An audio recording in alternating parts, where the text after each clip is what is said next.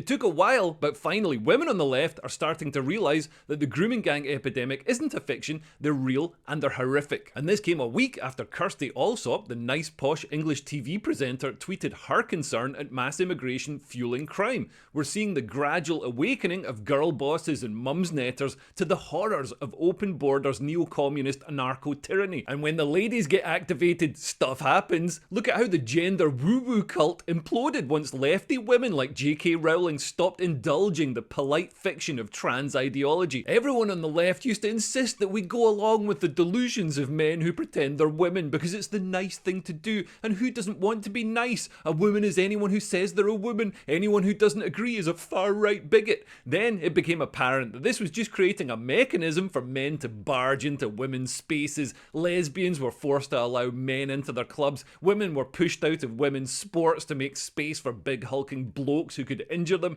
and vulnerable kids were railroaded into a horrifying mass medical experiment involving hormones, sterilisation and surgery. The next polite fiction to fall could well be multiculturalism, the idea that all cultures are equal and society is improved by having lots of different cultures side by side. I mean, it didn't work in Lebanon. People have always secretly thought that multiculturalism is a mistake. It is the result. Is multiculturalism working?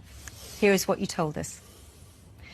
5% of those of you who voted said yes it is. 95% of those of you who voted this morning said no it isn't.